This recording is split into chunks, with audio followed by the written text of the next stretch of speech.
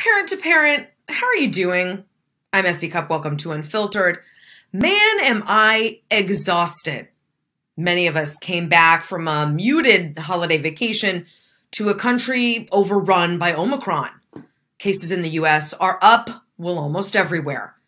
This has coincided with back to school, with many parents wondering how this would all work, me included. In some places, schools remain closed, delaying January opening, and that has prompted concern about kids' mental health and losing more schooling. Elsewhere, schools opened, including in my town.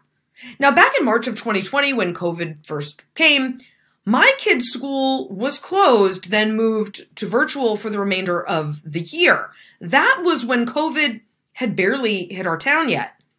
Flash forward to now, Omicron is everywhere, cases in our town have surged, and schools are, as of now, open. Now, I get it, many adults are doubly vaxxed and boosted, and many kids over 5 are also vaccinated. That makes a huge difference. And health experts say Omicron appears to be more contagious, but less deadly than earlier variants. But still, the roller coaster of anxiety and stress is almost paralyzing. The inundation of bad news and conflicting messages and confusing guidance, it isn't helping either. Here's a tweet that went viral from Tiffany C. Lee, a tech law scholar, law professor at UNH, and an MSNBC columnist. Stay indoors, but also return in person. Wear a mask, not that one, the expensive one that you can't find. Take rapid tests, which you also can't find. But if you find them, don't buy them. Rapid tests don't work. You need a PCR. There are 0 appointments in your area. Now, doesn't that sum up the frustration and decision fatigue we're all undoubtedly facing right now? Add to it confusion about school. President Biden and New York City Mayor Eric Adams all say schools are safe for kids. And yet in places from St. Louis to Houston, pediatric COVID cases have hit new records. Our kids' mental and emotional health are being taxed too, which in turn stresses us out. It feels like a repeating cycle of fear, anxiety, cautious optimism. More fear, more anxiety, more cautious optimism. It's on a never-ending loop, and it's hard just to catch our breath. It's awful, believe me. I know. I've had my own mental health struggles through all of this, and I can't tell you how grateful I am for therapy and medication. But making all of this unnecessarily worse? Bad actors on some right-wing media outlets, bad actors in politics, and quacks in conspiracy circles who are unfathomably and indefensibly exploiting this trauma to get ratings, to elect Republicans, to sow distrust in science, and to get famous. They'll tell you the confusion is intentional, that belief in science is merely virtue signaling, that COVID vaccines are ways to track you, and that new variants are invented by Democrats. And COVID politicization and disinformation isn't new, of course.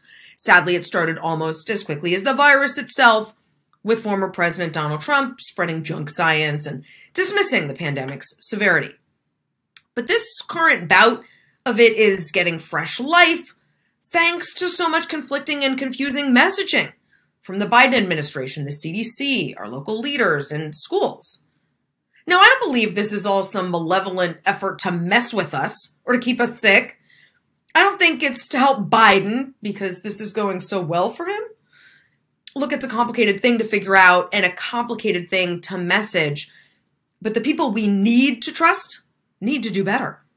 As CNN medical advisor Lena Wen said this week, some of the CDC guidance on isolation might actually discourage COVID testing.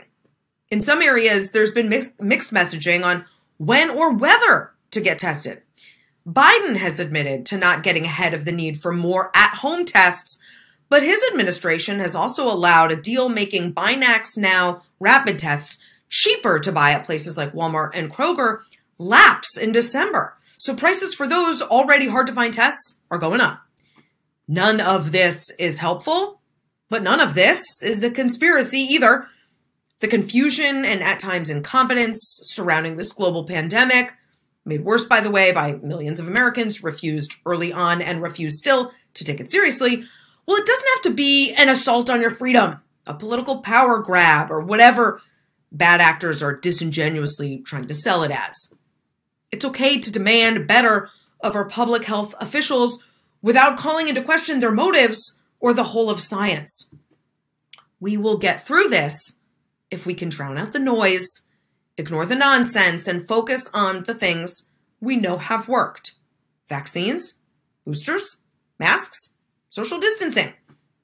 I'll end by sharing a helpful piece of advice I recently got from my therapist who said, "You've done everything you've been asked. You can stop worrying." That's hard to do, but I'm going to try. Okay, that's it for me. See you next week.